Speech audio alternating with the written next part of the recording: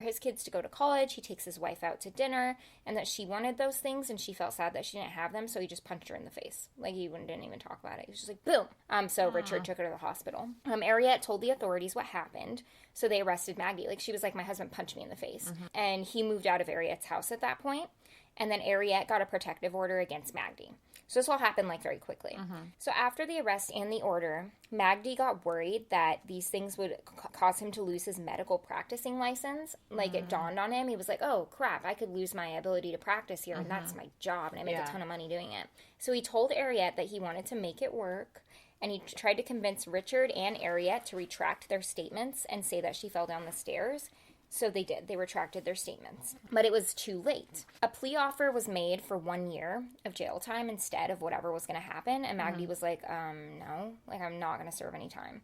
So Maggie was frustrated, and he told a few people, including his oldest son, Richard, and his brother, who was nice, that Ariet liked, that he'd be, quote, better off just killing Ariet at that point. So she couldn't testify. So Maggie's brother thought the whole thing was so shady, and so he sent 2 anonymous letters to the police, actually. Maggie's brother was like, why would you He say actually that? thought he was capable of it, Yeah, so he didn't trust him either. So he told the police in 2 anonymous letters what Maggie had said. In response to this, the police tried to find Ariet a separate place to live, like not that, because Maggie knew where she lived. Yeah. So like a safe private place, but she said no. So she was being like a little stubborn, but also didn't want to be with Maggie. I'm not sure what was going through her head, and we'll never know. But anyway, she didn't want to move out of her house. So Ariet was interested in a divorce, however. She didn't want to be with Maggie anymore. Getting punched in the face that hard. Like, he did other things, like, I don't want it to make it sound like these aren't scary big things, but, like, choking or, like, a kick or something. But when she got, like, decked in the face and it, like, busted her whole face. Because it's just going to keep escalating and escalating, yeah, it was like it already has. It was, like, the worst thing that had happened. Yeah. So she wanted a divorce. She didn't want to be with him anymore. This really, really scared Maggie because it meant that he'd lose the only thing he seemed to care about, which was money. Because in the divorce, she would probably get half the house, she'd get this, she'd get that. Yeah. And he was like, he kept it all to himself the whole time. She didn't get anything. And so if they got divorced, he would lose that. So around this time, Ryan, their youngest son, they got an AOL message that said, better watch your back, I know where you live. Okay, so that's just a little note to keep with you. To the son. Oh, to the son. So the trial began for that domestic abuse charge that it was too late to get out of. Like, when they retracted, they're like, this is already going to court. Like, you can't retract it. Yeah. Ariet told the real truth about Maggie again. So she told the truth, she lied and tried to retract, and then in the court, she told the truth again. Yeah. Which does happen a lot. Yeah, she kind of went back and forth, but then went back to the truth at trial. And she even told about how Maggie tried to talk her into recanting, and he threatened her that if she didn't recant, that he would have all the utilities shut off in the house. He'd let the house go to foreclosure. Like, all these things that scared her. It was her only place to live. And so that's another reason she was like, okay, I will say I fell down the stairs. Richard was an adult at this point, and Ryan was only 17 and still in high school, and the two still lived at the house. During the trial period, Ariet, Richard, and Ryan were living in the family home, and Maggie was not. He was living somewhere else. And Ryan got another AOL message that said, you are going to pay for this. And, like, silence, nothing. So on September 29th of 2004, less than 4 months after the domestic abuse charge, Ariet went to sleep around 9 p.m., and Richard had just left to go out with friends or whatever. Ryan was out with his friends too, and Ryan got home just after 1 a.m., but it was past his curfew, so he didn't want to wake his mom and get in trouble. So he came in through the sliding glass door, locked it, and then went to bed. He fell asleep listening to music in his bedroom, probably about an hour later, he thinks. So Ryan woke up when he felt a hand over his mouth. A large man was on top of him. Ryan bit his hand, so he pulled his hand away, and Ryan started screaming for Ariet and Richard. Richard wasn't home still. He was, like, staying out somewhere else. So a second man came into Ryan's room and started putting duct tape around his head and tethering his hands with shoelaces that they had found in Ryan's closet. Ariet came out because she heard him screaming and saw the door open, and Ryan could hear her from the hallway, and she said, take anything you guys want, don't hurt Ryan, don't hurt my son, blah, blah, blah. One of the men put Ariet in what Ryan describes as a bear hug and forced her back down the hall towards her bedroom, the master bedroom. The other man locked Ryan in the closet and left to go with the other man and Ariet. However, the closet wasn't actually locked. He was just kind of tied up, and Ryan was able to escape, and he snuck out the house after grabbing his cell phone. So he went down the stairs and booked it out of the house. Immediately after leaving the house, Ryan called 911 when he got to the street, and he managed to get the duct tape off, get his hands untied. I listened to the 911 call, and the 911 person was a total turd because he called them and they were like, "What?" And then he explained it again. They're like, "Well, didn't you want to check on your mother?" He's like, "No, I'm afraid. I don't know if they're in there." And then they're like, "Well, why'd you leave?" And he's like, "Because there's someone in my..." Yeah, they were left just to judging call her. you guys. Yeah. The woman was like, "Aren't you concerned with your mother?" I don't know if they thought he did it or yes, something. bitch, that's why I called. Yeah, no, I'm not going to stay in the house because if something's the matter, no one would be able to call 911. Yeah. And he even told them, he said, "I don't know if they're still in there. I don't know if my mom's okay." And if he had ran in there, he was trying to think. Well, and what he said, too, he's like, "I think they beat her up really bad. They beat me up. I don't know what they're doing." Yeah. He thought they were burglars or something. But their best chance at escaping is him going and calling 911. And he was 17. Yeah. The poor thing. So immediately after leaving the house, he called 911, and then right after calling 911, he called Richard, the brother, and Richard came immediately. And then he called Magdy too, and Magdy was like, "Are you okay?" And he's like, "Yes," and then Magdy didn't really give a fuck.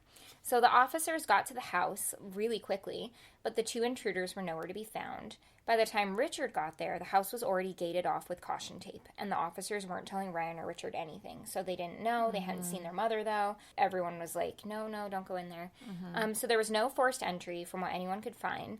Nothing was taken. They lived in a gated community where an access code was required to even get on the property. Ariet was found lying on the night side of the bed in the master bedroom, or on the right side of the bed in the master bedroom. I was going to ask. The night side. I was like, which side is the night side? Don't you have a day side? Because I definitely have my day side and then my my night side. Okay. So the right I don't, but I will figure out which side is my night side. Yeah, it's really fun that way. The whole bed is my night side.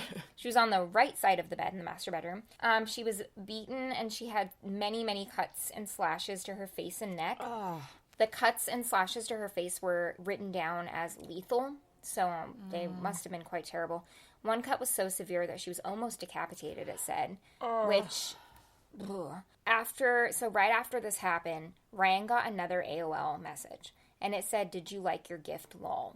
Capital LOL. Holy shit. Yeah. So the case...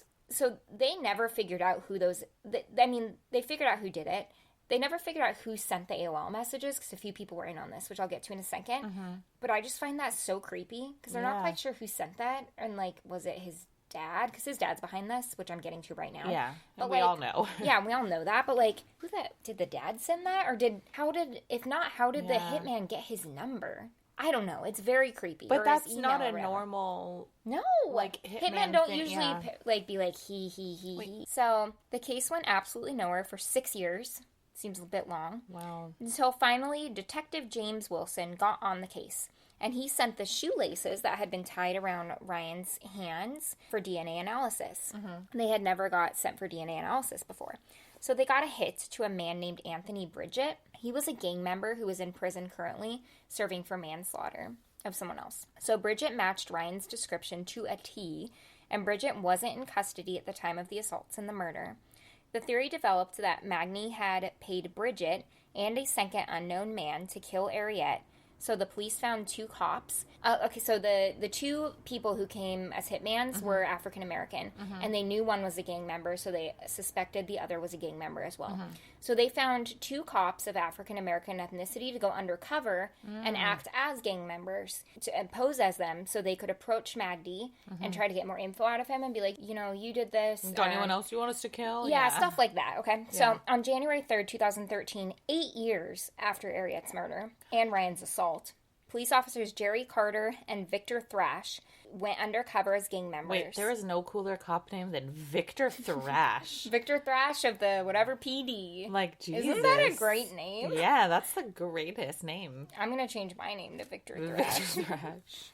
And then Victor Thrash. And Jerry Carter and Victor Thrash. No one cares about Jerry Carter. But if Victor Thrash was a character on TV, I'd be like, that's not a real name. Yeah, that's a TV name for Yeah. sure. And they approached Magdy and Magdy's new girlfriend in Long Beach. They essentially got Magdy to admit to paying someone to kill his wife after many different meetups. And the way that they did it was they were saying that Anthony Bridget's in jail now. Like, you messed up his life. Like, he needs more money to help out. Like, this is all your fault. Well, kind of threatening him and getting him to admit I paid him to do something bad. So they did it in a very strategic way. And it worked. Just a couple weeks later, Magdy was charged with the murder of Ariet after the two cops decided they had enough on him.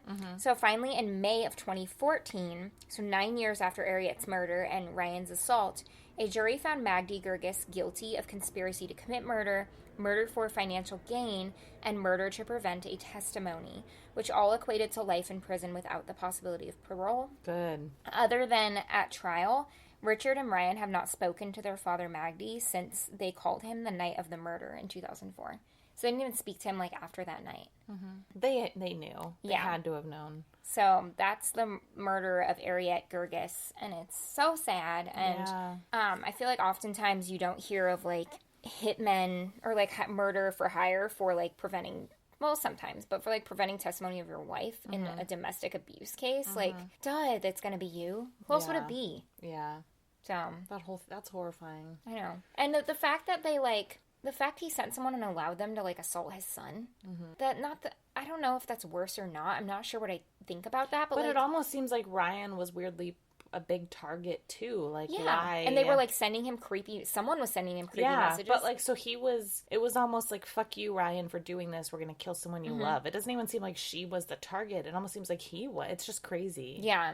I mean, she ended up absolutely being because of the testimony, but, why wouldn't... I feel like he said why something. drag him into it? Yeah. Maybe to make it look like an burglary. Yeah. But nothing was taken. Or maybe everything behind the scenes, maybe Ryan was sticking up. I'm sure he was sticking up for his mom. Sure. And he probably pissed his dad off in some way. Yeah. But anyways, poor Ariet and Ryan and Richard. Because now they have to live with that, too. They lost their mom and their dad, essentially. Yeah, lost everyone. But they're both doing well. Ryan is they've done interviews since then. Ryan is a really cool wedding DJ guy in California. That's cool. Yeah, and then Richard, I don't remember what he was doing, but he was in school he's a nurse. He just got his nursing. That's cool. Yeah, but that's cool. Yeah, they talk about it sometimes and do interviews, and they both seem like they've dealt with their traumas. Of course, it will always be haunting and upsetting, but they both seem well adjusted. Yeah, despite what happened to them. I know, I want to end it with, if you can help by going to... But, you really can't help that. Yeah. I'll help. I'll go get another beer. Oh, yeah. Go. That's how I will help. That's how I'll do it. 1 second first, we need to pause for an advertisement. Here's an ad coming at you. It was good. Good in what way? Did you like your ad? How was it? Was it for erectile dysfunction? Earlier, Caitlin told me I have a reptile dysfunction. Because she's a reptile? Yeah, I kind of loved it. And then my husband was so tired of us. Yeah. And then he asked where the sugar was, and Caitlin said right here, talking about pointed her at us. and me. He was like, you guys are dumb. Shut up. You guys are dumb. You're dumb. I'm Evan, and you guys are dumb. My name's Evan. Where's the sugar?